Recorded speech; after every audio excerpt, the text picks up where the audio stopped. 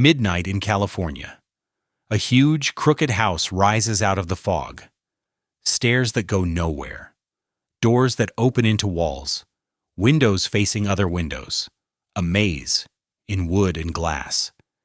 This is the dark story of America's most cursed mansion, the Winchester House. From the outside, it looks almost beautiful. A fairy tale palace with towers and porches and bright stained glass. But inside, every hallway feels wrong. Every step feels watched. And every nail was hammered in by a woman who believed that if she ever stopped building, she would die. Sarah Winchester, widow of the man who made a fortune selling the rifle that won the West. Her money came from a gun that killed tens of thousands. Spiritualists told her the ghosts of the dead were hunting her, so she started building this house as a shield. 24 hours a day. For 38 years, with no master plan, only fear, rooms sealed up and never opened again.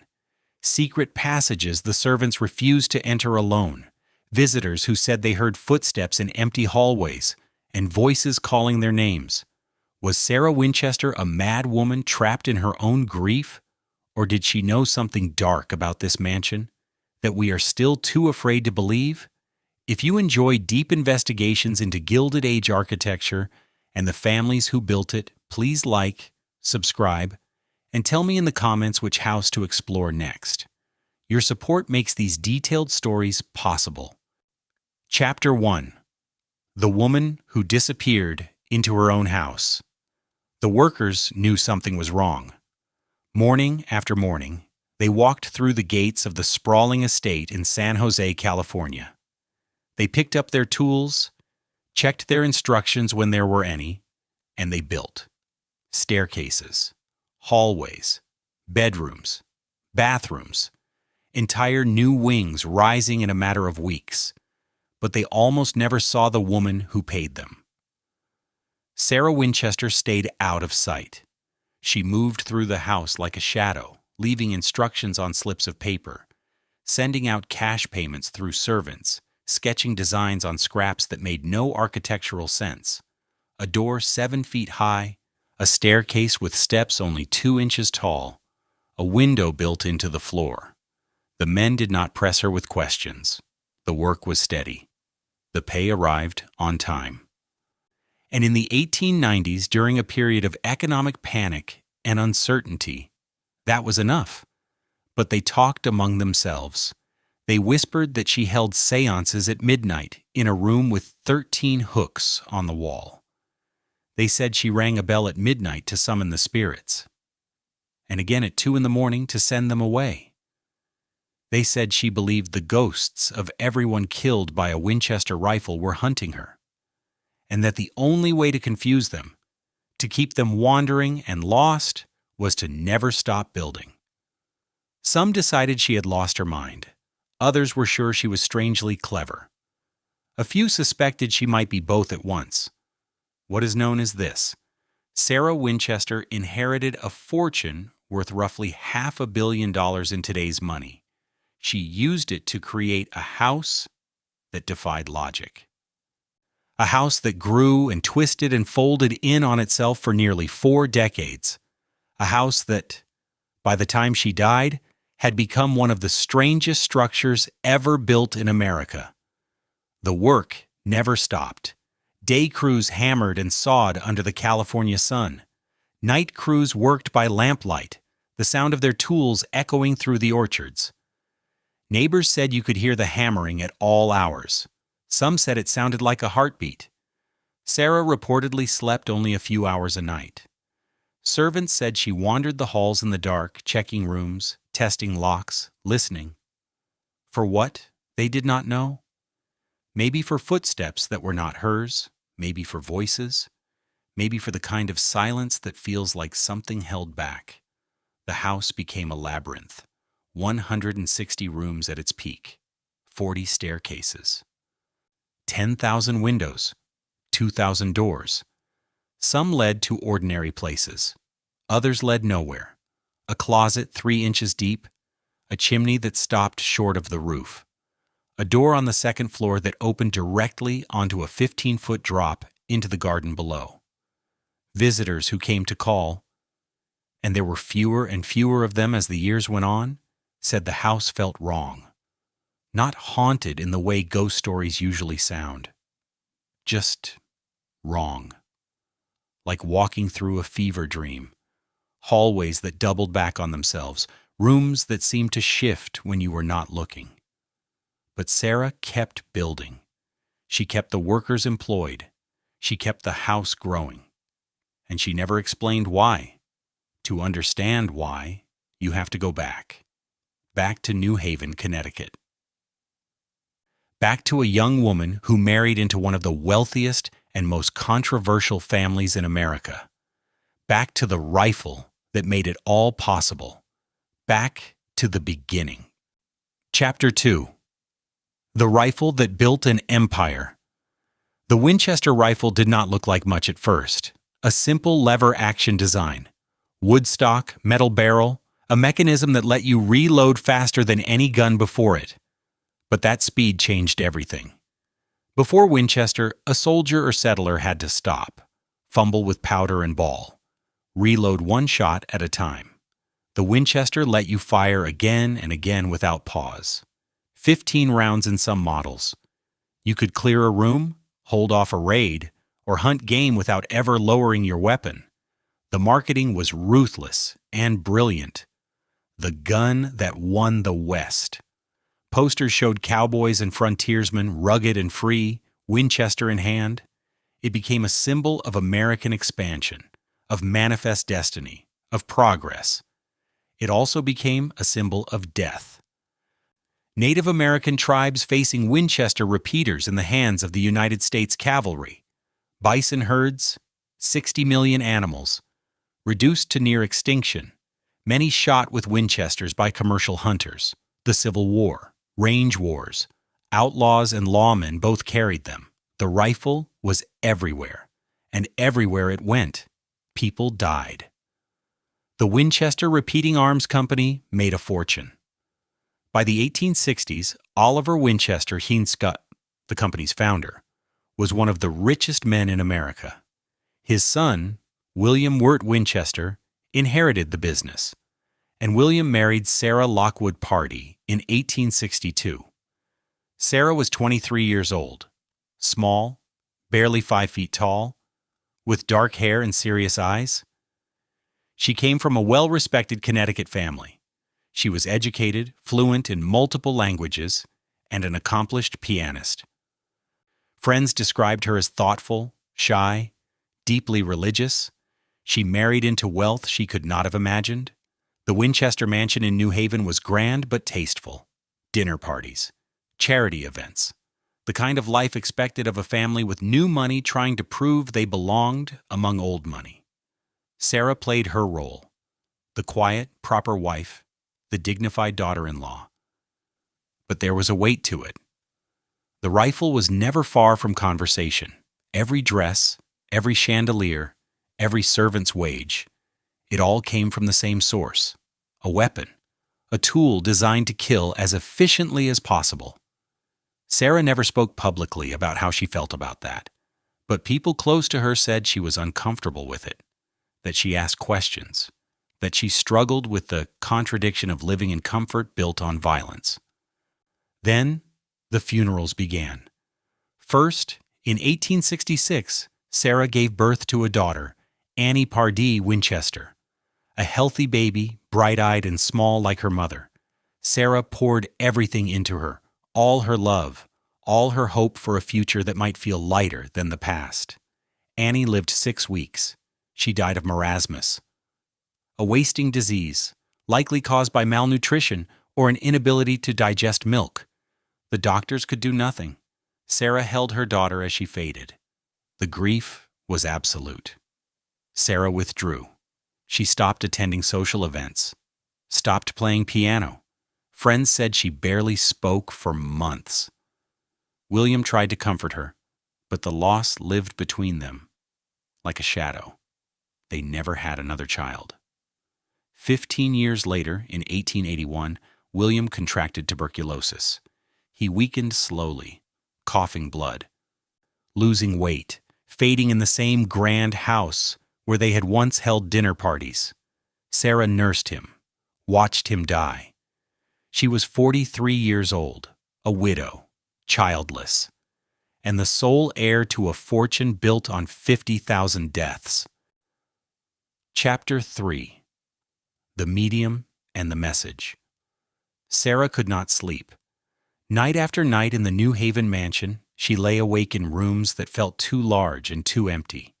The silence pressed down on her. Every creak of the floorboards sounded like footsteps. Every gust of wind against the windows felt like someone trying to get in.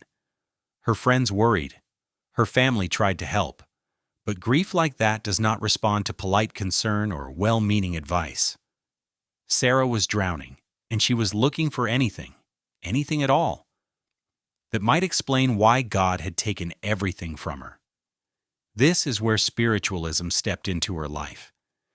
In the 1880s, America was obsessed with the dead. Seances filled parlors across the country. Mediums claimed they could reach across the veil and bring back voices, messages, proof that death was not the end. It was part comfort, part spectacle, part desperate hope dressed up as ritual.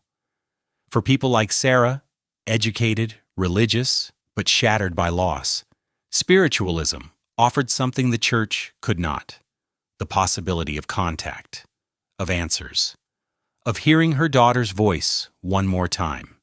The details vary depending on the source. Some say a friend brought Sarah to a medium in Boston. Others insist it happened in New Haven. A few accounts claim Sarah sought out the medium herself, traveling in secret, unwilling to let her family know how far her grief had taken her. What most stories agree on is this: the medium told Sarah she was cursed, not by God, not by fate, but by the spirits of everyone killed by Winchester rifles, thousands of them, tens of thousands, Native Americans, soldiers, settlers, hunters, all of them restless, all of them angry, and all of them drawn to the family that profited from their deaths. The medium reportedly told Sarah that the spirits had already taken her husband and child, and they would take her too, unless she did something to appease them. She had to move west. As far from New Haven as she could go, she had to buy a house, and she had to build constantly, without stopping, because as long as the house was unfinished, the spirits would be confused, forced to wander, distracted, unable to find her. The moment construction stopped, the medium said, Sarah would die. Most people would have dismissed this as nonsense, the ravings of a charlatan preying on a grieving widow. But Sarah did not dismiss it. She listened. And whether she believed every word or simply clung to a structure that gave her grief a purpose, the result was the same. She made a decision. In 1884, Sarah sold the New Haven mansion. She packed her belongings, said goodbye to the life she had known, and boarded a train heading west. She did not tell most of her family where she was going. She simply left.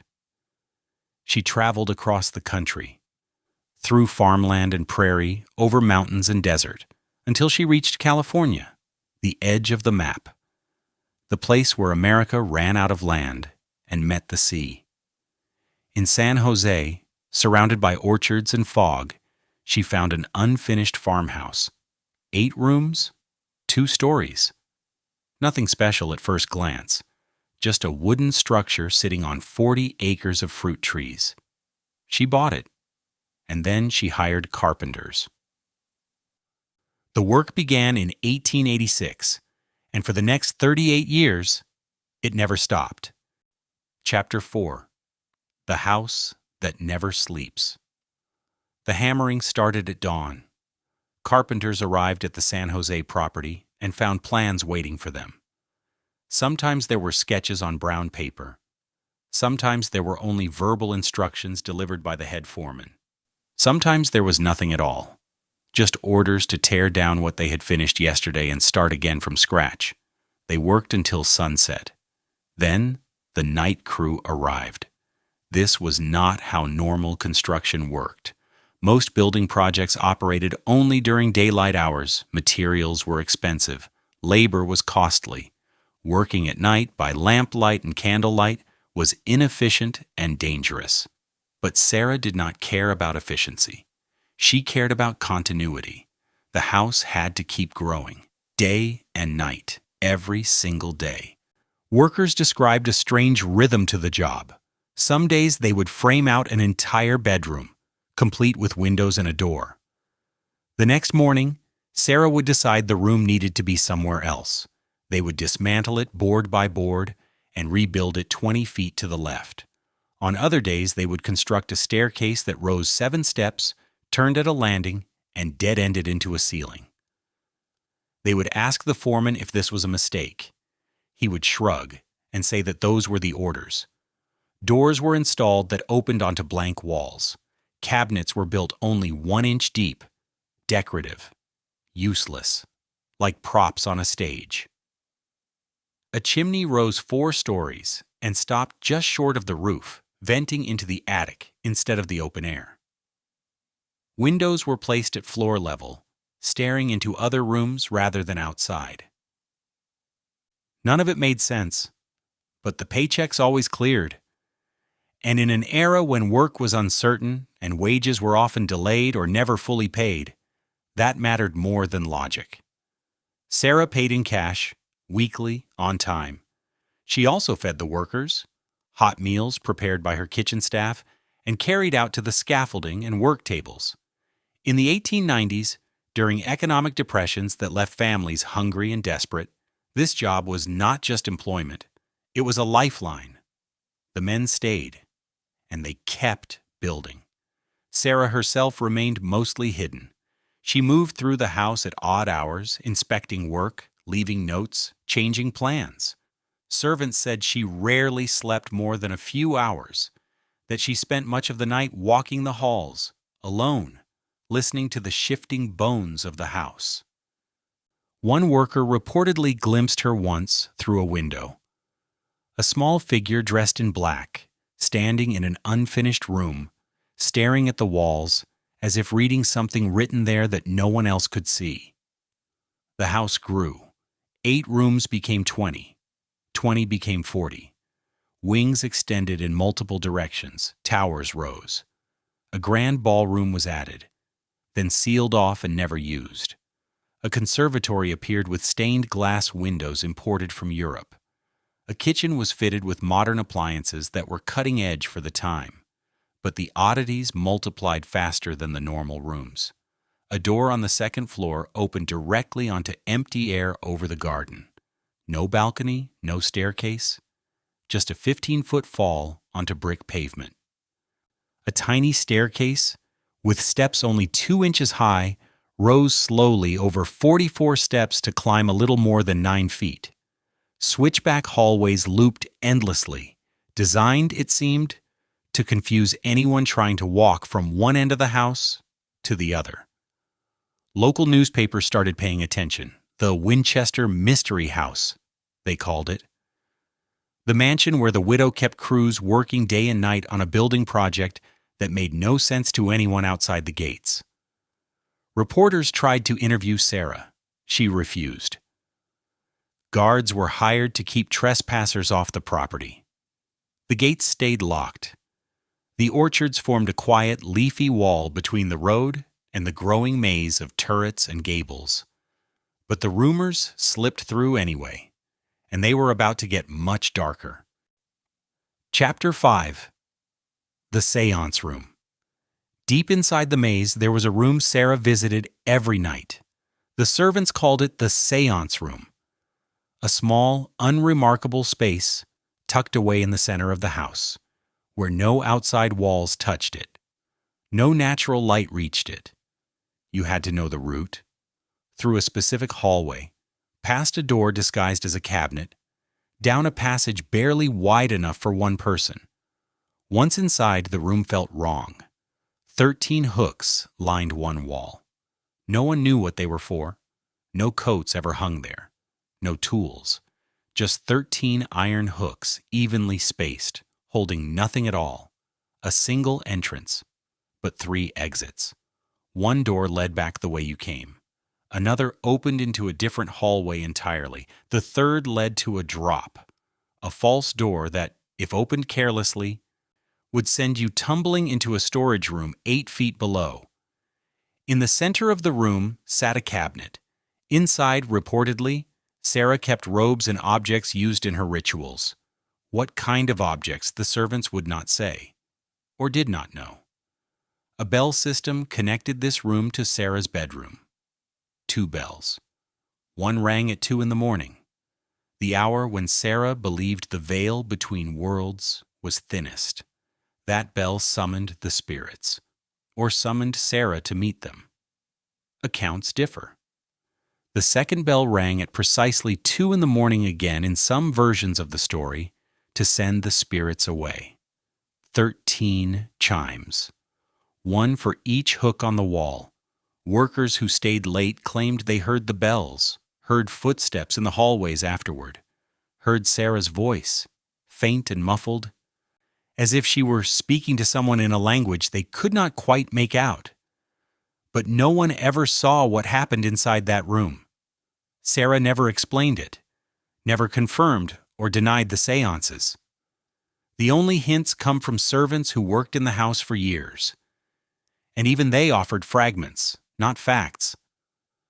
One housekeeper reportedly said Sarah spent hours alone in the séance room, sometimes sitting in complete darkness, sometimes lighting candles that burned strange colors. Another said Sarah received instructions during these sessions, architectural plans, directions for the next phase of construction, warnings about which rooms to avoid. Whether Sarah truly believed she was communicating with the dead, or whether the séance room was simply a place where she could retreat and grieve in private, we do not know. What we do know is this: the room was real. It still exists. Tourists can visit it today, though the hooks are gone and the bell system has long since been disconnected. And we know the house kept changing based on decisions Sarah made in the night. Rooms that were finished one week would be sealed off the next. Entire wings that took months to build were suddenly closed, doors nailed shut, furniture removed, as if something had happened there that Sarah wanted to forget or contain. The workers learned not to ask why. They learned to follow the new plans, even when those plans seemed to contradict everything they had been told the day before. Because the alternative was losing the job, and no one wanted to lose this job. The house was growing faster now. 40 rooms became 60, 60 became 80. The structure sprawled across the property like a living thing, swallowing the orchards, casting long shadows. And at the center of it all, every night at 2 in the morning, a bell rang in the darkness. Chapter 6. The Architecture of Confusion. If you had walked into the Winchester house in 1900, you would not have made it 10 feet before getting lost. The front door, when Sarah bothered to use a front door at all, opened into a hallway that immediately split in 3 directions. Each path looked identical. The same wallpaper, the same lighting, the same wooden floors that creaked under your weight. Pick the wrong direction, and you would find yourself walking in circles, literally. Some hallways looped back on themselves, laid out, so that anyone following them would end up exactly where they started, convinced they had traveled much farther. Other hallways dead-ended abruptly. You would turn a corner expecting another passage and instead face a blank wall. No door, no window, just wallpaper and silence. The staircases were worse. One rose 44 steps to climb only 9 feet. Each step just 2 inches tall, so shallow you barely lifted your foot. Sarah reportedly built it this way because of her arthritis. The gentle incline was easier on her joints than a normal staircase, but to visitors unfamiliar with the house, it felt surreal, like climbing forever without getting anywhere. Another staircase rose 7 steps, turned at a landing, and slammed directly into the ceiling. No attic access, no hidden door, just wood and plaster.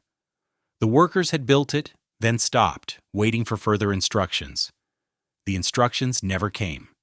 The staircase stayed. Doors were everywhere, 2,000 of them, according to later inventories. Some opened into ordinary rooms, others opened into walls. A few opened into other doors. You would turn the handle, push, and find yourself face to face with the back of another door just inches away, sealed shut. One door on the second floor opened onto nothing, a straight drop into the garden below, 15 feet down onto brick pavement. No railing, no warning, just a threshold and empty air. Why build a door like that? Some say it was a trap for the spirits. They would chase Sarah through the house, burst through the door, and fall. Others say it was simply a mistake, a doorway meant to lead to a balcony that was never built. But Sarah never had it removed. It stayed. Like everything else that made no sense. Windows faced windows. You could stand in one room, look out a window, and see directly into another room across a narrow courtyard. No privacy, no view of the outside world. Just glass staring at glass. Some windows were installed at floor level. You would walk into a room and nearly trip over a pane of glass, set flush with the floorboards, offering a view down into the basement or up into the rafters, depending on which floor you were on. The ballroom was perhaps the strangest space, grand and beautiful, with parquet floors and stained glass windows worth thousands of dollars. 2 pipe organs. Sarah loved music and reportedly played alone at night. Space for 100 guests. But Sarah never held a ball, never invited anyone. The room was built, furnished, and then abandoned. Servants said she walked through it sometimes, late at night, trailing her fingers along the walls. But she never played the organs when anyone else was in the house. The stained glass windows in the ballroom featured spider webs. Intricate, beautiful designs of webs glistening with morning dew. Spiders appeared throughout the house, actually, carved into woodwork, embedded in tile work, woven into iron grates. Sarah reportedly believed spiders were good luck, that they trapped evil spirits the way they trapped flies. So she filled her house with their images, creating a web made of wood and glass and stone. But the web was not just decorative. The house itself had become a web, hallways tangled, rooms layered on top of rooms, passages twisted back on themselves until even the people who built them could not always remember the route. By 1906, the Winchester house had grown to over 100 rooms, 7 stories at its tallest point. Towers rose above the orchards, visible from the road. It was the largest private residence in California. A mansion that rivaled the estates of railroad barons and silver kings. And then, on April 18th, at 5:12 in the morning, the earth moved. Chapter 7. The earthquake that changed everything. The shaking started without warning. San Francisco, about 60 miles to the north, took the worst of it. Buildings collapsed, fires erupted. More than 3,000 people died within minutes. The Great Earthquake of 1906, magnitude 7.9, became one of the deadliest natural disasters in American history. But San Jose felt it too. At the Winchester house, the ground rolled like a wave. Chimneys cracked and toppled. Windows shattered. The 7-story tower, the tallest structure on the property, groaned and swayed, and then it fell. Tons of wood and brick crashed through the floors below, punching through room after room until the debris settled in a heap of splintered timber and broken glass. Dust filled the hallways. The house creaked and moaned as if the entire structure might collapse. Sarah was inside. She had been sleeping in a bedroom on an upper floor. Accounts differ on exactly which room, because Sarah moved her sleeping quarters frequently, never staying in the same place for more than a few weeks. When the shaking started, she tried to reach the doorway. Standard advice during an earthquake: find a frame, brace yourself. But the door would not open. The house had shifted. The frame had warped. Sarah pushed, pulled, threw her weight against the wood. Nothing. She was trapped, alone in the dark with the building tearing itself apart around her. Servants heard her calling. They grabbed tools and crowbars, forced their way through debris-choked hallways, and found the jammed door. It took nearly an hour to pry it open. When they finally pulled Sarah out, she was shaken but unharmed, physically at least. Emotionally, something had cracked. Sarah walked through the damaged house in silence. She saw the collapsed tower, the shattered windows, the rooms buried under rubble, walls split open, exposing the skeleton of beams and studs underneath. The workers expected her to order repairs, to rebuild the tower, to restore what had been lost. Instead, she told them to seal it off. The entire front section of the house, 30 rooms, including the tower and the main entrance, was closed. Doors were nailed shut. Hallways were blocked with furniture and boards. Sarah never entered those rooms again. She did not explain why, but the servants thought they understood. The earthquake, Sarah believed, was a message, a warning from the spirits. She had displeased them somehow, built something wrong, invited the wrong kind of attention. The collapse of the tower was not random. It was punishment. So she sealed the damage like a wound, left it frozen in time, and moved the construction to other parts of the house, as if starting over, trying to appease forces that could shake the earth itself. The building continued. But it was different now. Before the earthquake, the house had a certain chaotic energy. Strange, yes, but also ambitious. Towers reaching skyward, grand rooms. A sense that Sarah was creating something immense, even if no one understood what it was. After the earthquake, the house turned inward. New rooms were smaller, hallways narrower. The construction focused on additions that sprawled horizontally rather than vertically. Wings that extended across the property instead of rising into the sky. As if Sarah no longer trusted height, as if she wanted to stay closer to the ground, she also became more reclusive. Before 1906, Sarah occasionally interacted with workers, left instructions in person, walked through finished rooms to inspect the work. After the earthquake, she retreated almost entirely. Days would pass without anyone seeing her. Instructions came through intermediaries. Cash appeared in envelopes. The foreman managed the crews. The housekeeper managed the staff. And Sarah moved like a ghost through her own house. Neighbors reported seeing lights in the windows at strange hours. A single candle flame moving from room to room, floor to floor, as if someone were searching for something they had lost. The séance room bell still rang at 2 a.m. Workers still heard footsteps, but now there was something heavier in the air. A sense that the house had been marked, that the collapse was not just structural damage. It was proof. Proof that Sarah Winchester was right to be afraid, and proof that no amount of building would ever be enough. Chapter 8. The Workers Who Stayed. Most people would have quit. The earthquake had nearly killed their employer. The house was a maze that made less sense every day. The work was repetitive, bizarre, and seemingly endless. Build a wall, tear it down, build it again somewhere else. But the workers stayed, not because they believed in ghosts, not because they understood Sarah's vision. They stayed for something simpler, and in their world, far more real. Loyalty earned by steady pay and unusual kindness. Sarah Winchester paid better than almost anyone else in the valley.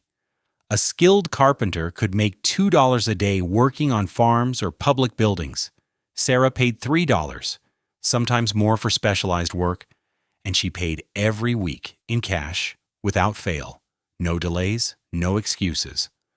No quiet wage theft, a common practice in an era when employers often found reasons to dock pay or withhold it entirely. She also fed them. Every day at noon, the kitchen staff brought out hot meals.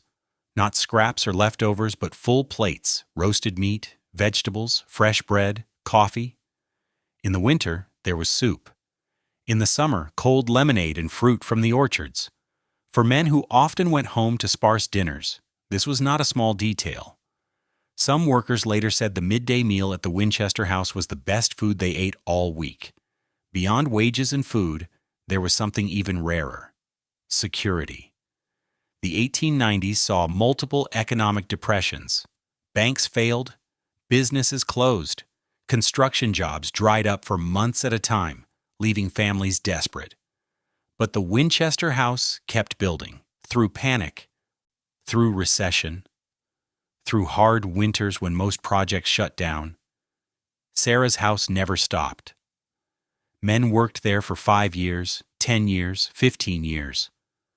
Some brought their sons when the boys were old enough to swing a hammer. Fathers and sons, side by side on staircases to nowhere and doors that opened into walls. They did not understand the project, but they understood the paycheck. And in an era of brutal economic instability, that was enough. One worker, a carpenter named John Hanson, later told a reporter that the Winchester job saved his family. His wife had been sick. Medical bills piled up. Other employers would have let him go. A sick family meant missed days, distraction, unreliability. But Sarah did not fire him. Instead, she quietly increased his pay and told the foreman to excuse him when he needed to go home early.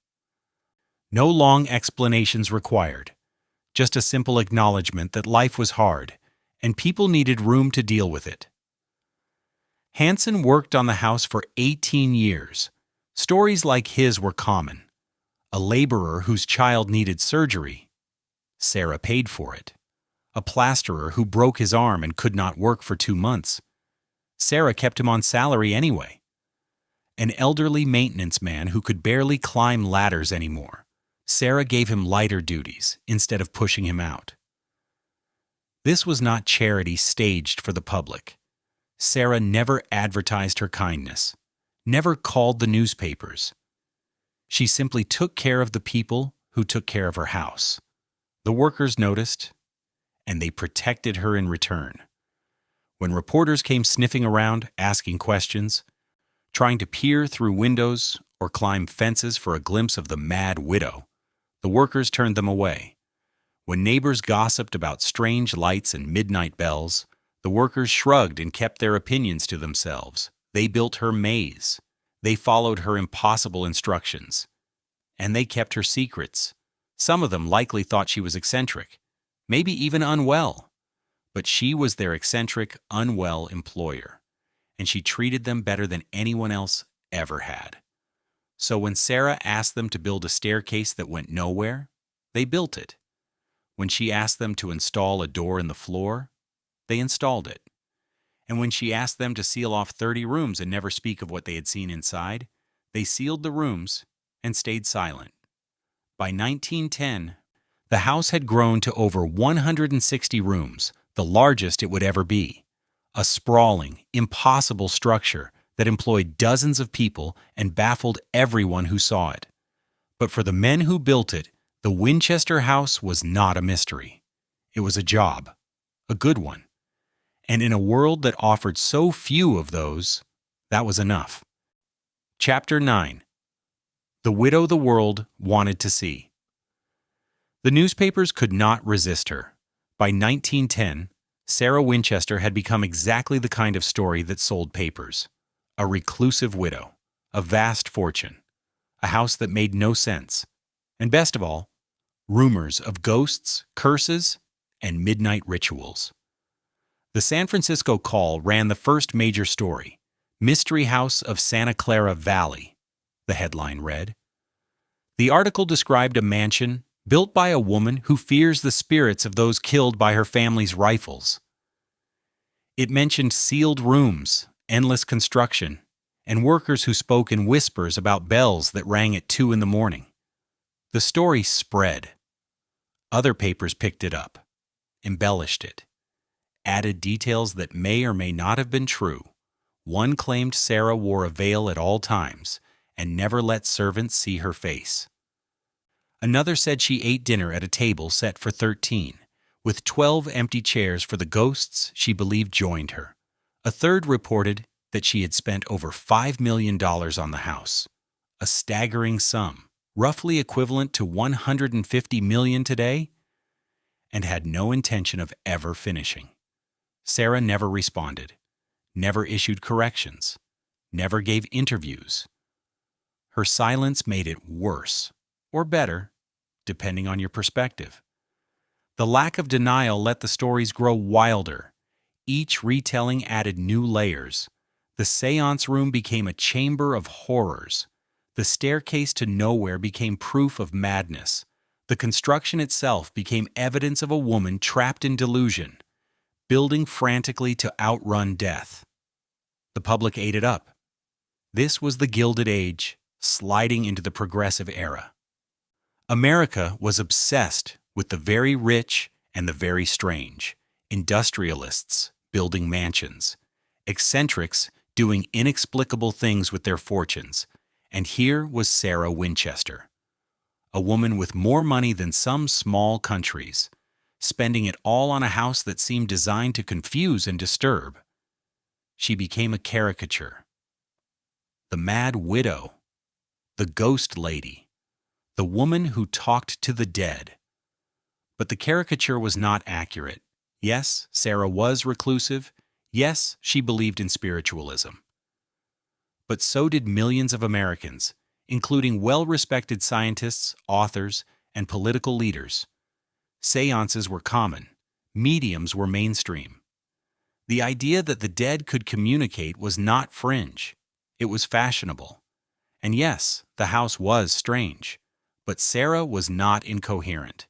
She managed a large estate, supervised dozens of workers, handled complex financial matters, corresponded with family members, maintained orchards that produced fruit sold commercially.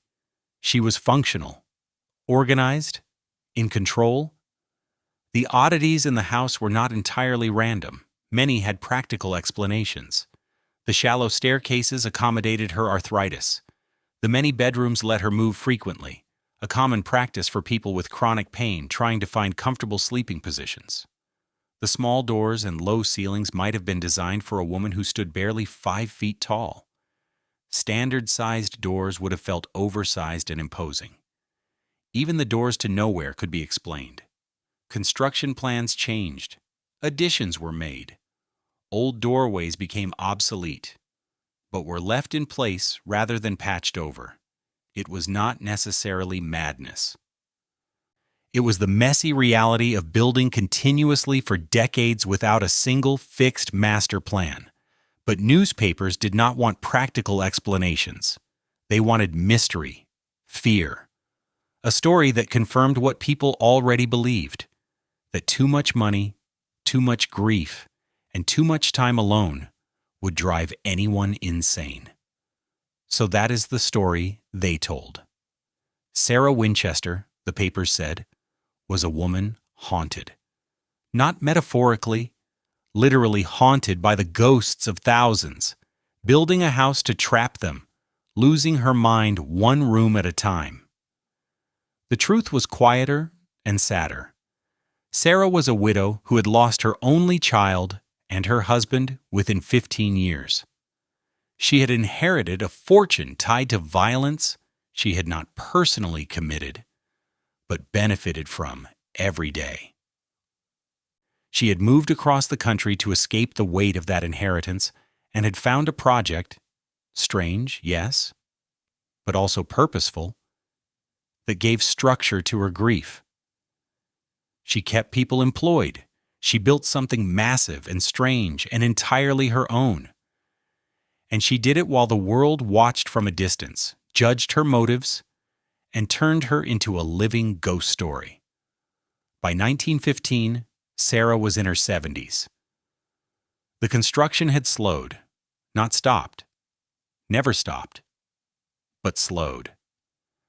The house had reached its peak size, 160 rooms, a sprawling monument to something the world would never fully understand. And Sarah, tired and aging, still walked the halls alone at night. Chapter 10.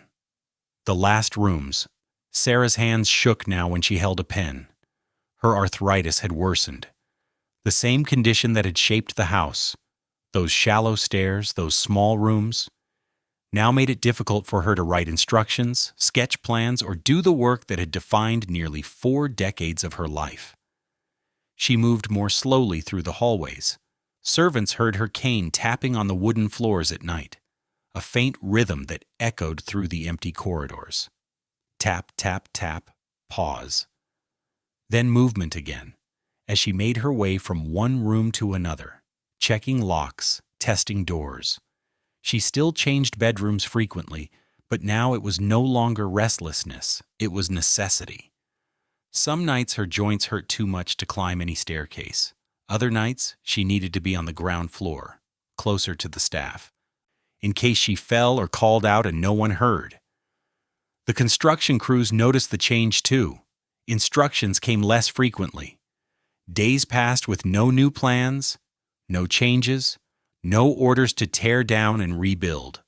The workers continued maintaining what already existed, repairing roof tiles, repainting walls, fixing broken windows, but the expansion had essentially stopped.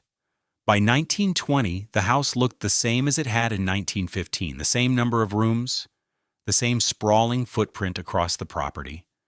The hammering that neighbors had heard for 35 years grew quieter, then occasional, then rare. Sarah was letting go.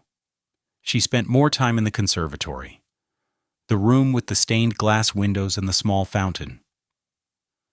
Servants said she liked to sit there in the afternoon when the light came through the colored glass and painted shifting patterns on the floor. She did not talk much anymore. She just sat and watched the light move. The séance room bell still rang at 2 a.m, but not every night. Sometimes it was silent for a week.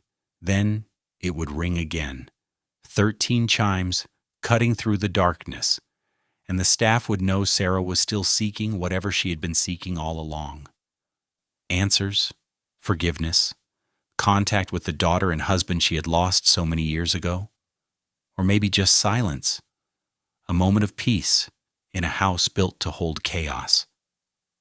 Her niece, Frances Marriott, visited occasionally. Frances was one of the few family members Sarah stayed in contact with. The visits were brief and formal. Tea in the conservatory. Polite conversation. Sarah never showed Frances the whole house, never walked her through the maze, never explained the rooms or the reasons. She simply offered tea and small talk, then retreated when she grew tired.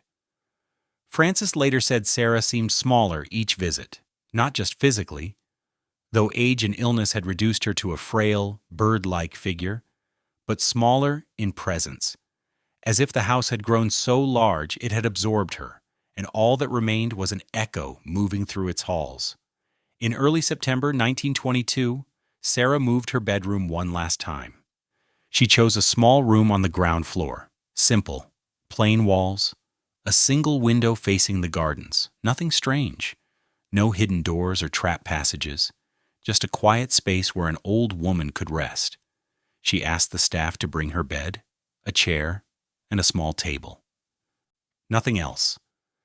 After decades of filling the house with furniture, objects, and architectural oddities, Sarah's final room was almost empty. On the night of September 4th, she went to bed as usual. The servants checked on her before they retired. She was awake, sitting up, looking out the window at the moonlit orchard. She died in her sleep sometime before dawn. No bells rang. No earthquake shook the house. No supernatural sign marked the moment. Just an 83-year-old woman alone in a room she had built, passing quietly in the night. The servants found her in the morning. They notified Francis. The foreman told the workers. By afternoon, the news had spread through San Jose. Sarah Winchester was dead. And for the first time in 38 years, the Winchester house was completely, absolutely silent. No hammering, no sawing. No footsteps in the halls. The construction was finished, not because the house was complete. It would never be complete, but because the only person who understood what it was supposed to be or why it needed to exist at all was gone. Chapter 11. What the heirs found. Frances Marriott stood in the front hallway and stared. She had visited her aunt dozens of times over the years, but Sarah had always controlled those visits. Tea in the conservatory, a walk through the gardens, never a tour, never an explanation, and certainly never access to the whole house. Now Sarah was gone, and Frances, as executor of the estate, had to inventory everything. She brought a team: lawyers, accountants, appraisers, men with clipboards and tape measures whose job was to catalog the contents and determine the value of the property. They got lost immediately. The hallways twisted. Doors led to unexpected places. Staircases appeared where they should not exist. One appraiser opened what looked like a closet and found himself staring at a 40-foot drop into the basement. Another spent 20 minutes trying to find his way back to the entrance and ended up on the 3rd floor instead. Francis hired a local carpenter who had worked on the house to serve as a guide. Even he struggled. Rooms he had built 15 years earlier had been walled off or reconfigured. Hallways, he remembered, had been sealed. The house had changed so much, so often, that no one, not even the men who had constructed it, could navigate it reliably. The inventory took weeks, 160 rooms, some fully furnished, others completely empty. A few sealed with furniture still inside, untouched since the earthquake of 1906. 40 staircases, 10,000 windows. The team eventually stopped counting and estimated 2,000 doors, 47 fireplaces, 17 chimneys, many of them non-functional, stopping short of the roof or venting into enclosed spaces. The numbers were staggering, but the contents were even stranger. In one room, they found dozens of identical sets of fine china, still in boxes, never used. In another, hundreds of bottles of expensive wine, covered in dust. Sarah had apparently ordered items in bulk, then forgotten about them, or simply never bothered to unpack. Closets filled with bolts of fabric.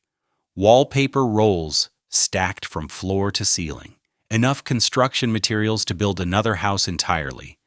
Lumber, nails, glass panes, all stored in rooms throughout the mansion, as if Sarah had been preparing for decades more of building.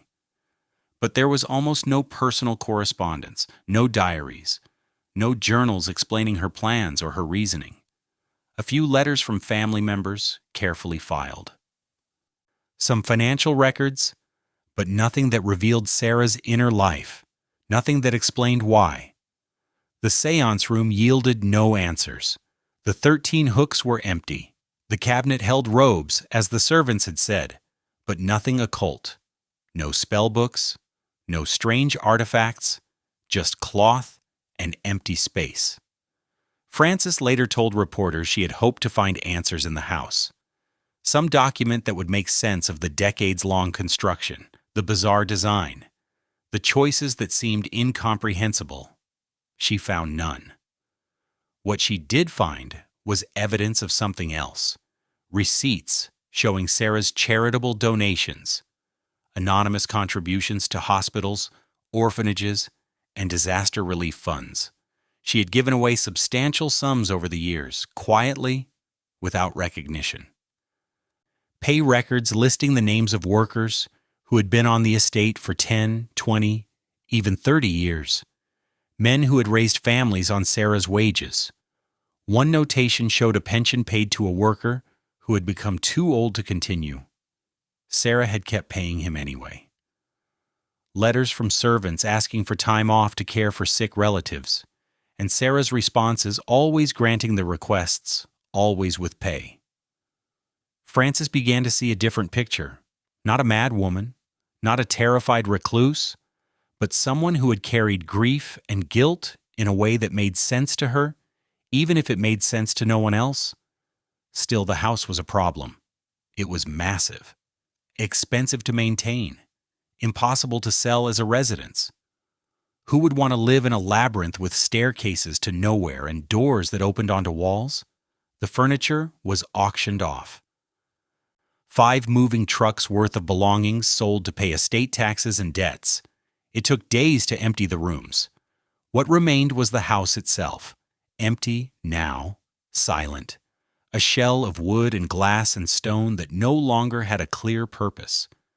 Frances did not know what to do with it, so she did what many Americans in the 1920s did with things they did not understand. She turned it into a tourist attraction. Chapter 12. The Haunted Attraction. The gates opened to the public in 1923. Less than a year after Sarah's death, the Winchester house became a business. 5 months of preparation. Clean the rooms. Clear the debris. Hire guides. Print brochures. And most importantly, decide what story to tell. Frances could have been honest. She could have presented the house as an architectural curiosity, a monument to grief. A wealthy widow's decades-long project that defied conventional design but showed remarkable craftsmanship and provided stable employment during unstable times. But honesty did not sell tickets. The marketing leaned into fear. The mystery house, the advertisements called it. Come see the mansion built by a woman haunted by the ghosts of those killed by Winchester rifles. Tour guides were instructed to emphasize the supernatural, the curse, the séances, the midnight bells. They told visitors that Sarah built to confuse evil spirits, that she never slept in the same room twice for fear they would find her, that construction workers heard voices in empty hallways and saw shadows slip through walls. Some of it was based on truth. The bells did ring. The construction never stopped. Sarah did move bedrooms frequently. But the interpretation was pure ghost story. Every odd architectural feature became evidence of paranormal belief rather than arthritis, changing plans, or simple eccentricity.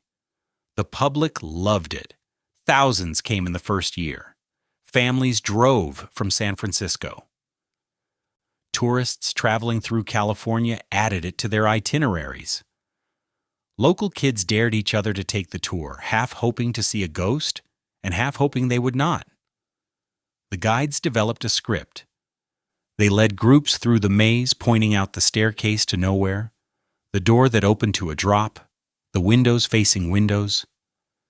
They lowered their voices in the séance room and mentioned, always in a whisper, that some visitors reported feeling cold spots or hearing unexplained sounds. Were the stories true? Did people actually experience paranormal activity? Some claimed they did. A woman said she felt a hand on her shoulder in an empty hallway. A man reported hearing footsteps following him through the conservatory. Children said they saw faces in the stained glass windows that vanished when they looked directly at them. Skeptics had simpler explanations. Old houses creak, drafts create cold spots. Stained glass distorts light in ways that can look like faces. Suggestion is powerful. Tell people a place is haunted, and their minds will go looking for proof. But truth did not matter as much as the experience. People wanted to believe. They wanted the Winchester house to be haunted, because if it was haunted, that meant Sarah's fear had been justified. It meant the curse was real. It meant the decades of building had a supernatural purpose. Not just a sad one. The house became one of California's most popular roadside attractions. It appeared in travel guides. Postcards sold at the gift shop showed the exterior shrouded in fog, captioned, "America's Most Haunted Mansion."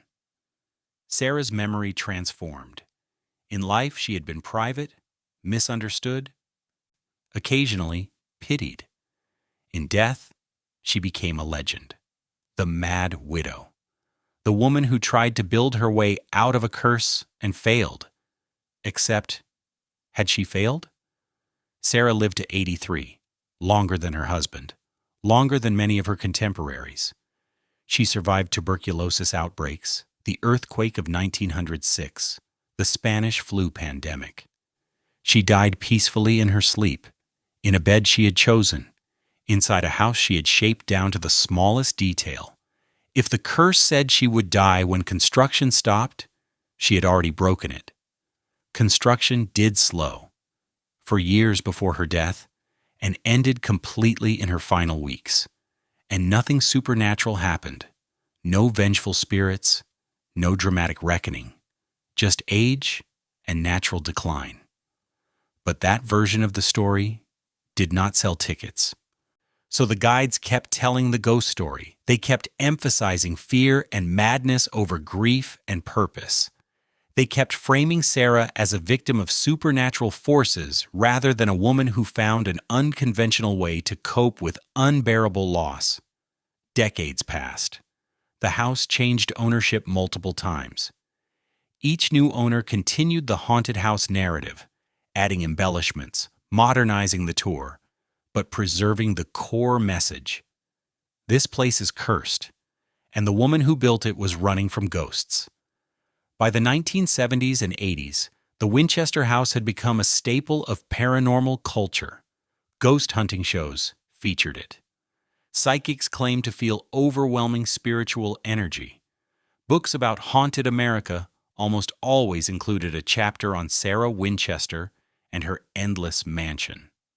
The truth, quiet, complex, human, was buried under layers of manufactured mystery. But recently, something has started to shift. Historians began looking closer at Sarah's life, at her charitable work, her treatment of employees, the practical reasons behind supposedly supernatural design choices. A new story began to emerge, one that does not erase the strangeness, but reframes it.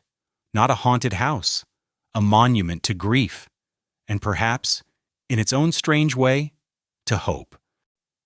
Chapter 13. What Sarah was really building. The inventory of Sarah's estate took 6 weeks. Frances Marriott and her team cataloged the contents room by room. Furniture, china, clothing, construction materials.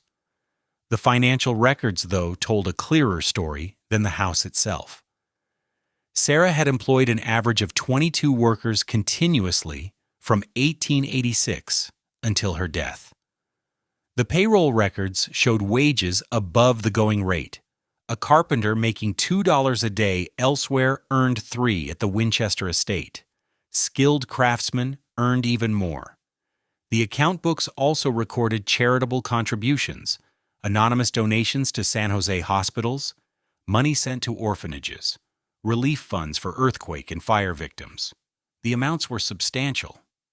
Thousands of dollars per year, roughly equivalent to hundreds of thousands today. Medical expenses appeared frequently, not for Sarah alone, but for workers. A payment to a doctor for treating a carpenter's injured hand, another covering surgery for a laborer's child, notations indicating continued salary during illness or recovery. One entry stood out: a pension paid monthly to a maintenance worker who had become too elderly to perform his duties. The payments continued for 3 years until his death. Sarah kept him on salary despite receiving no work in return. These were not the records of a mad woman. They were the records of an employer who treated labor as something more than a disposable cost. The house itself showed similar patterns when you looked closely. The shallow staircases were not supernatural design. They accommodated severe arthritis. Medical records confirmed Sarah suffered from chronic joint pain that worsened over decades. Standard stairs would have been difficult, even impossible, for her to climb. The multiple bedrooms made sense for someone with chronic pain. Moving between rooms allowed her to find more comfortable sleeping positions, avoid drafts, or stay closer to ground floor facilities when climbing became too hard. Many of the doors to nowhere were simply obsolete doorways. Construction plans changed. Additions were built. Old openings became unnecessary, but were left in place rather than plastered over. In a house under near constant renovation, that was not madness. It was normal. The windows facing windows brought light into interior hallways that otherwise would have been dark. The house sprawled so extensively that many corridors had no exterior walls. Interior windows solved that problem. Even the séance room had practical explanations. Multiple exits provided escape routes in case of fire. A real concern, in an era of gaslighting and dry wood construction, the 13 hooks might have held tools, keys, or other household items. The bell system allowed Sarah to communicate with servants without shouting or walking long distances. None of this means Sarah was not spiritual. Records show she attended spiritualist churches. Letters mention her belief in an afterlife. The séances likely happened. But spiritualism in the 1880s and 90s was not fringe. It was mainstream. Millions of Americans attended séances. Scientists studied mediums. Presidents consulted spiritualists.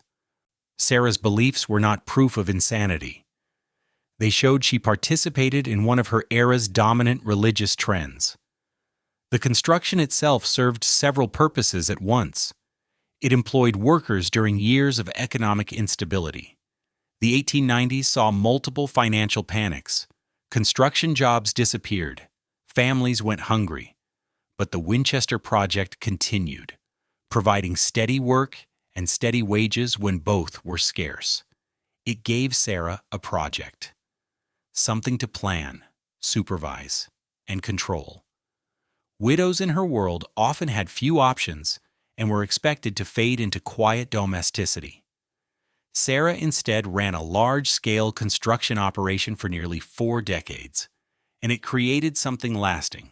Whatever her motivations, grief, guilt, spirituality, or simple eccentricity, the result was a structure that has now existed for more than a century, a place that has employed thousands of people as a tourist attraction and drawn hundreds of thousands of visitors.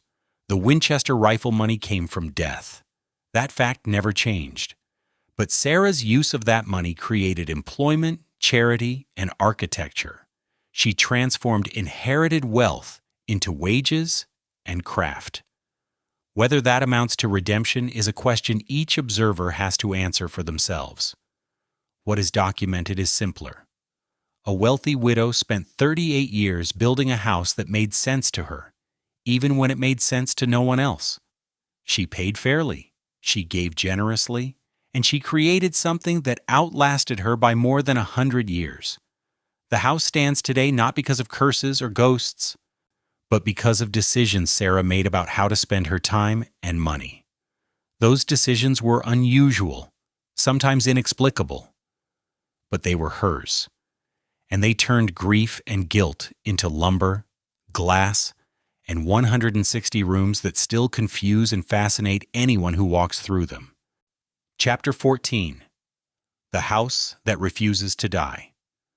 The Winchester house should have been demolished decades ago. By all practical measures, it made no sense to keep it. Too large to maintain, too strange to sell, too expensive to heat, repair, or update for modern use. After Sarah's death, the logical choice would have been to tear it down, subdivide the land, and sell the lots. But something stopped that from happening. Maybe it was the sheer audacity of the structure. The fact that it existed at all felt like a miracle of stubbornness.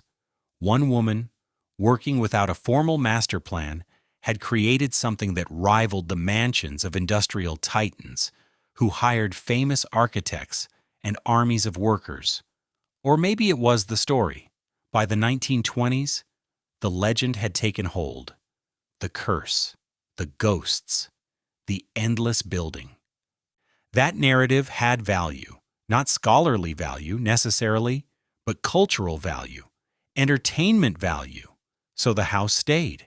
And over the decades, it changed. In the 1960s, ownership shifted. New management modernized the tours, added electric lighting, and stabilized the structure.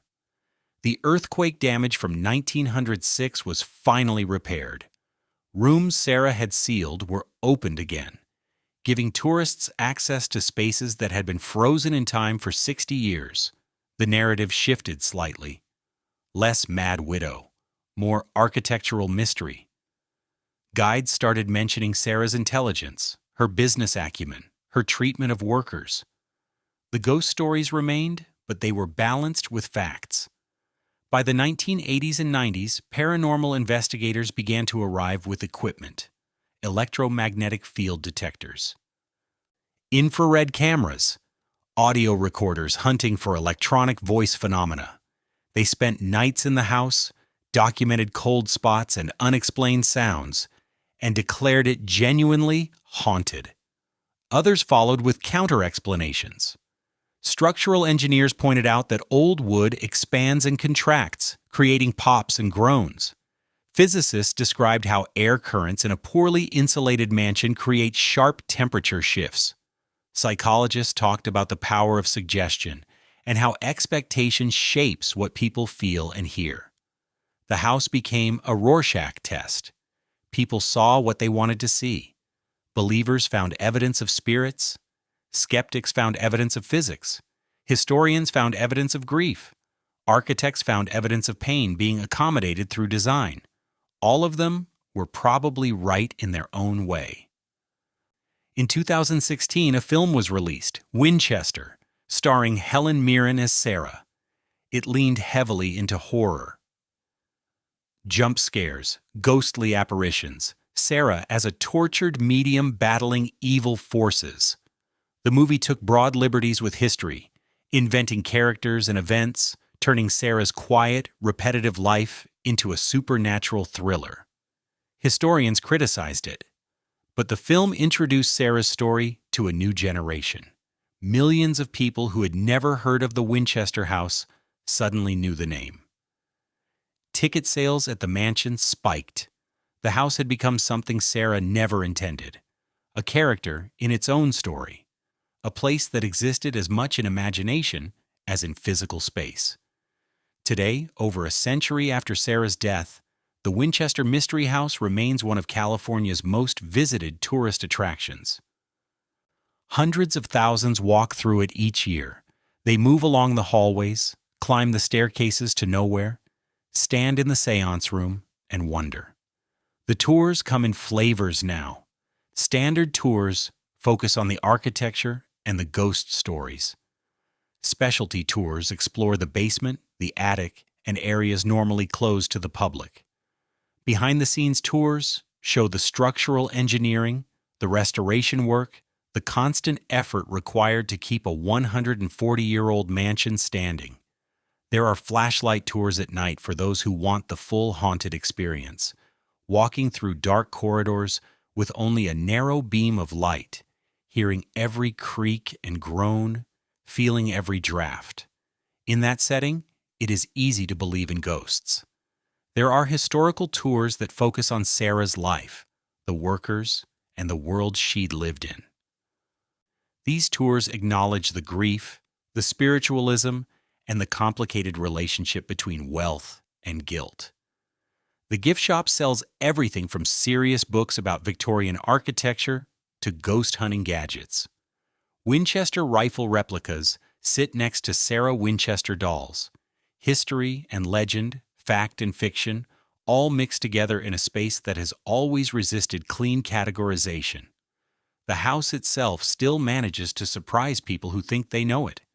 In 2016, a room was discovered that had been sealed since Sarah's time, completely forgotten, boarded up behind a wall, invisible to everyone for nearly a century. Inside, Victorian wallpaper, a sink, a fireplace, untouched, perfectly preserved. It was a reminder that even now, the house holds secrets. That Sarah built spaces even the people who work there every day have not fully mapped. More rooms might still be hidden. more passages sealed, more choices Sarah made that no one has stumbled across or understood. The Winchester house refuses to be fully known, refuses to be simple, refuses to die, just like the woman who built it. Chapter 15. The Legacy in Wood and Glass. The Winchester house appears in more than 50 books about haunted America. Paranormal investigators have filmed dozens of television episodes inside its walls. Podcasts dissect the cursed legend. YouTubers pick apart the floor plan and chase cold spots with infrared cameras. The mansion has become a cultural fixture, referenced, analyzed, and reinterpreted by every new generation. But the way people interpret it keeps changing. In the 1920s and 30s, Sarah was painted as a mad woman. Newspapers leaned hard on insanity and obsession, the widow driven to delusion by grief and guilt. That framing reflected the era's view of wealthy, unconventional women. They were either properly supervised by male relatives or they were unstable. By the 1960s and 70s, the narrative softened a little. Sarah turned into a tragic figure instead of just a crazy one. The focus shifted to her losses: the dead child, the dead husband, the weight of the rifle fortune. She was still portrayed as mentally ill, but now with a layer of sympathy. The 1980s brought the paranormal boom. Suddenly, Sarah was a medium, a woman in direct contact with spirits. The house became less a symbol of mental illness and more a piece of physical evidence for the supernatural. Believers pointed to the architecture as proof that spiritual forces were literally built into the walls. In recent decades, the story has shifted again. Historians and feminist scholars started looking at Sarah's life in detail. They found a woman who managed complex finances, supervised large construction projects, and kept business operations running for nearly 4 decades. Payroll records, contracts, and correspondence show organization and consistency. Not the chaos you would expect from the cartoon Mad Widow. The newer interpretations still acknowledge her grief and her spiritualism, but they also recognize Sarah's agency. She made choices. Unusual choices, but deliberate ones. The house was not just random construction by a confused mind. It was a decades-long project executed with careful budgeting and sustained management. Even the famous curse story has come under scrutiny. No contemporary source quotes Sarah herself, saying she believed in a curse. The tale of the Boston medium shows up in newspapers from the 1920s after her death, when she could not confirm or deny anything. It might be true. It might be a story polished and amplified to make early tours more dramatic. What remains undisputed are the numbers and the basic facts. Sarah inherited roughly $20 million in 1881, about $500 million in today's money. She moved to California and built almost continuously for 38 years. She employed workers at above-market wages. She donated to charity. She lived to 83 and died peacefully in her sleep. The house exists, 160 rooms, around 40 staircases, architectural oddities that are still hard to explain with certainty. The séance room is real. The long-running construction is real. These pieces are documented in blueprints, bills, and photographs. What those pieces mean, whether Sarah was mad, spiritual, grieving, eccentric, or some mix of all four, is still open. Each visitor walks the same hallways and comes away with a different conclusion. Some see signs of mental illness. Others see an unconventional way of managing grief. Some are convinced the house proves the paranormal is real. Others walk out talking about thermal expansion, drafts, and human psychology. The mansion works like a mirror. People mostly find their own beliefs reflected back at them. That ambiguity has become the Winchester house's defining trait. It refuses a single explanation. It pushes back against neat labels. It remains after more than 140 years, genuinely mysterious in a world that loves simple answers. Sarah never wrote an autobiography. She never sat for long interviews explaining her decisions. She left no manifesto outlining her beliefs or her intentions. The house is the only statement she left behind. And architecture, unlike a written memoir, does not come with footnotes. It can be read in countless ways. Today, the mansion stands in central San Jose, where it was once surrounded by orchards. It now sits among suburbs and tech campuses. The isolation is gone. The silence is gone. But the house remains, sprawling, crooked, and stubbornly resistant to being turned into just one story. Hundreds of thousands of people move through it every year. They climb staircases that go nowhere. Stand in the séance room, peer through windows that look straight into other windows instead of out at the world. And they leave with their own version of who Sarah Winchester was, what she was building, and why she never stopped. Chapter 16, The Final Walk. Walk through the Winchester house today and the route is carefully managed. Tour groups follow marked paths.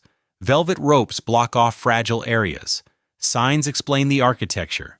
The experience is controlled, safe, designed to move as many visitors as possible, while still keeping the structure standing.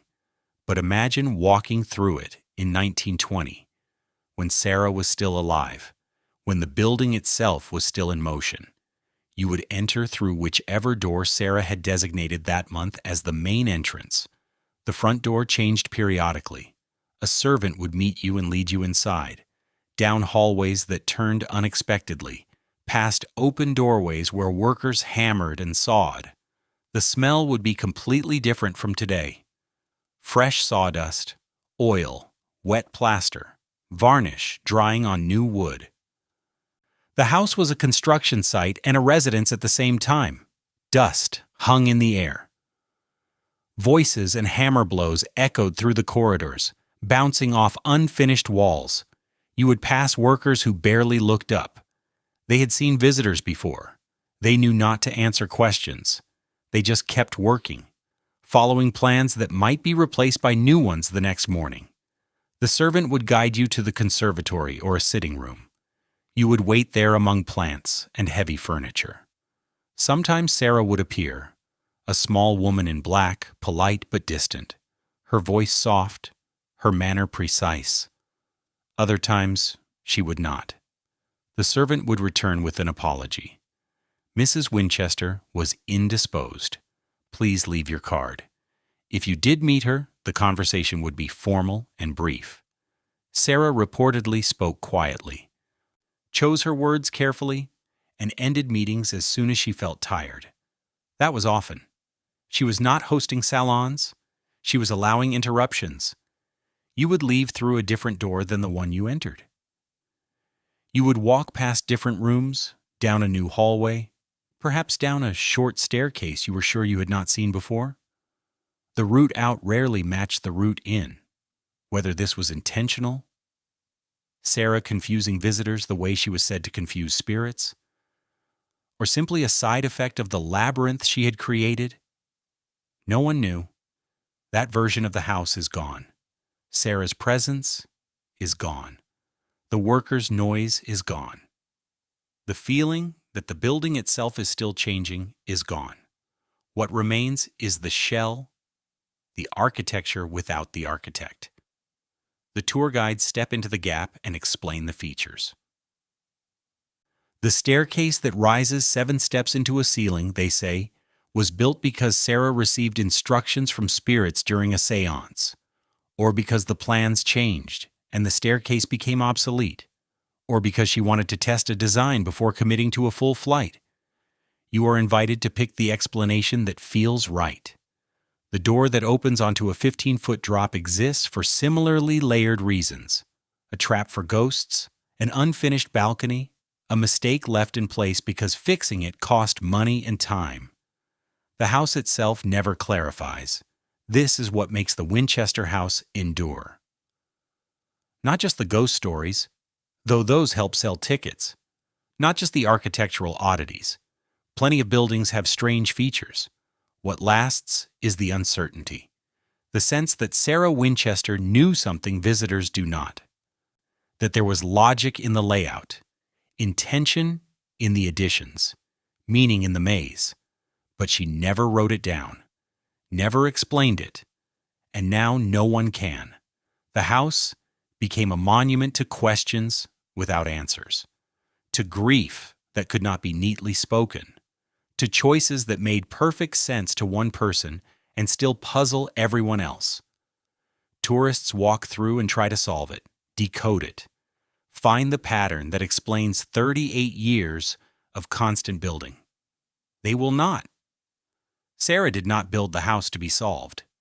She built because building was what she needed to do to keep going. The why remains hers. The house, strange, sprawling, stubbornly unexplained, is what she left to the rest of us. A mystery in wood and glass that has already outlasted the woman who created it by more than a century. And will likely outlast everyone hearing this, still confusing visitors, still generating new theories, still refusing to be simple, just like Sarah Winchester herself. Chapter 17. Outro. The House at Night. The lights go off at the Winchester house around midnight. The last tour groups filter out. Staff lock the doors, set the alarms, and drive away. The mansion sits alone in the dark, outlined by the orange glow of San Jose streetlights and the distant hum of highway traffic. This is when the place feels closest to what it was in Sarah's time. Empty hallways, silence broken only by creaking wood and shifting foundations. No tour guides, no laughing groups, no audio guides. Just the sounds the house makes on its own as the temperature drops and the materials contract. Security cameras watch the rooms. Motion sensors guard the main corridors. The technology is modern, but the building is old. Sensors trip with no obvious cause. Cameras catch drifting shadows that might be nothing, or might just be dust, and drafts sliding through the frame. The staff has stories. A guard who heard footsteps on the second floor when every door was locked. A maintenance worker who found a window standing open that had been latched the night before. Little things. Each one easy to blame on old hardware, warped wood, or a tired memory. But the stories pile up. And they sound a lot like what workers were saying in the 1890s. Footsteps in empty halls, doors that will not stay shut. The feeling of someone just out of sight, moving from room to room ahead of you. Whether the Winchester house is truly haunted is a question this episode is not going to settle. The evidence is ambiguous. It always has been. It probably always will be. What matters more is why people want it to be haunted. If the house is haunted, then Sarah's fear was justified. The constant building had a target. The curse was real, and she spent 38 years fighting it the only way she knew how.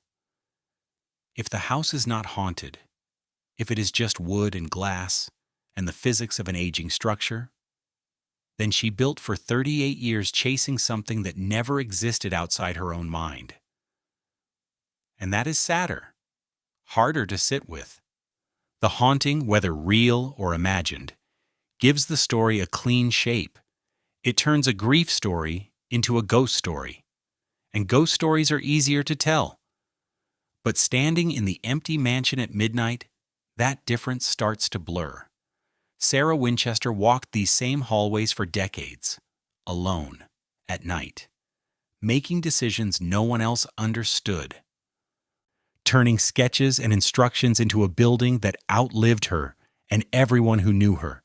The house remains. Still strange. Still inexplicable in places. Still pulling in hundreds of thousands of people a year who want to walk where she walked, see what she built, and maybe catch a glimpse of what she was thinking. Some come for ghosts, some for architecture, some for history, some just because they heard about the weird house with the stairs to nowhere. but almost all of them leave with the same questions. What was Sarah Winchester really building? What did she believe? What kept her going for 38 years on a project that never ended and never seemed to make sense to anyone but her? The house does not answer. It just stands there, doors to nowhere, stairs into ceilings, windows staring into other windows. A maze of wood and glass that refuses to explain itself. Sarah Winchester has been dead for more than a century, but the house she left behind keeps asking questions, keeps confusing visitors, keeps proving that some stories are not meant to have a neat final chapter. This has been the dark story of America's most cursed mansion, the Winchester House. If you enjoyed this dive into one of history's strangest architectural experiments, hit like, subscribe to the channel, and share this episode with someone who loves eerie history. And tell me in the comments, which house or which legend should we explore next? Chapter 18. What Remains? The Winchester Mystery House is a California historical landmark. Designation number 868, assigned in 1974. The plaque at the entrance reads, "Built by Sarah L. Winchester, heiress to the Winchester rifle fortune, from 1884 to 1922. Folklore claims construction continued without interruption for 38 years to appease spirits, even the official marker hedges. Folklore claims. Not Sarah believed, or construction was intended to. Doubt is baked right into the historical record. The house is under constant restoration, rotten boards replaced, foundations reinforced, seismic retrofitting added to meet modern California earthquake codes, paint analyzed and matched to original colors. The work still never truly stops, only now it is preservation instead of expansion. Approximately 50 staff members work on the property full-time. Tour guides, maintenance crews, historians, gift shop employees, security. More than a century after Sarah's death, the house is still someone's paycheck. Annual revenue reportedly exceeds $10 million. Most comes from admission fees, with additional income from events, private tours, corporate gatherings, paranormal investigation nights. The curse story, whether born from fact or invention, still pays the bills. Local schools send students on field trips. Architecture programs study the structure. Psychology classes dissect theories about Sarah's state of mind. What the house teaches depends entirely on who is doing the teaching. Sarah's grave is in New Haven, Connecticut. She is buried beside her husband William and their daughter Annie. The three Winchesters together again. 3,000 miles from the mansion she spent her life reshaping. The gravestone is simple. No mention of the house, no reference to rifles, just names and dates. Sarah Lockwood Winchester, 1839 to 1922. In San Jose, the house supplies the rest of the story, the part that will not fit on a slab of stone. 38 years of construction, 160 rooms, a tangle of questions no one has fully answered. The Winchester Mystery House stands as Sarah's real monument, strange, sprawling, stubbornly resistant to any single, tidy explanation, exactly the way she seems to have left it.